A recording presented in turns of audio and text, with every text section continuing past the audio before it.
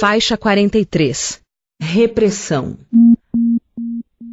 As mutilações de qualquer gênero são sempre uma repressão cruel e violenta às leis naturais da vida. Os espíritos transitam por uma escala vastíssima de reencarnações, através dos milênios, ocupando posições ora masculinas, ora femininas, o que lhes confere, geralmente, certas características bissexuais. Ser homem ou mulher é uma transitoriedade do mundo físico. Além das diversidades biológicas naturais e inerentes dos corpos masculinos e femininos, encontramos outras tantas nas áreas psíquicas, sociais e reencarnatórias. Todas essas diferenças sofrem as pressões das regras sociais da educação vigente e dos costumes de uma época, juntamente com a ação das glândulas sexuais. Isso nos leva a classificar as atitudes humanas com certas predominâncias, masculinas ou femininas. Os espíritos não têm sexo.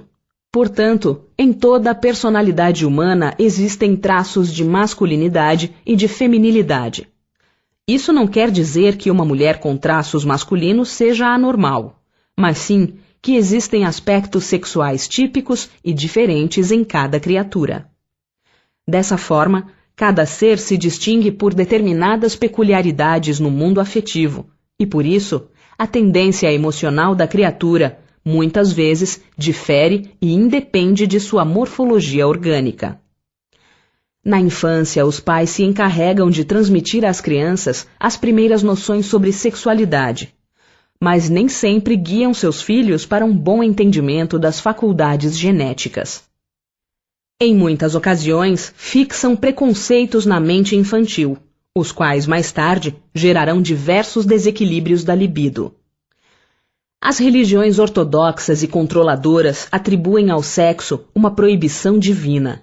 Afirmam que todos os seres humanos nascem com o pecado original, ou seja, pelos erros sexuais cometidos por Adão e Eva, considerados como os pais da humanidade, e que todos precisam ser purificados pelo batismo.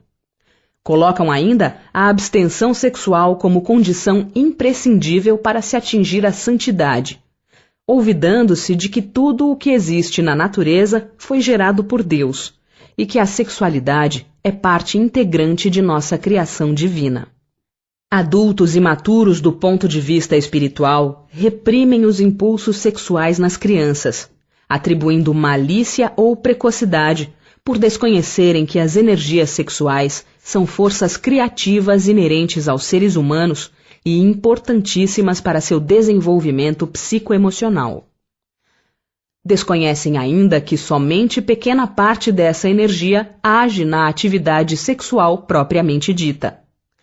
O restante dessa força criativa se generaliza nas manifestações das atividades sociais, intelectuais, físicas, emocionais e espirituais do indivíduo.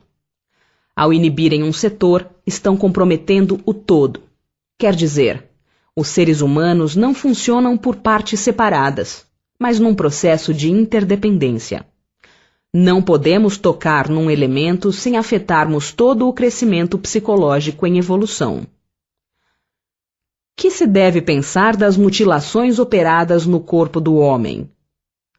A Deus não pode agradar o que seja inútil, e o que for nocivo lhe será sempre desagradável. Deus só é sensível aos sentimentos que elevam para ele a alma. Obedecendo-lhe à lei e não a violando, é que podereis forrar-vos ao jugo da vossa matéria terrestre. Nota de rodapé número 1.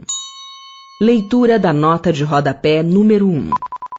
Questão 725. Que se deve pensar das mutilações operadas no corpo do homem ou dos animais? A que propósito semelhante questão?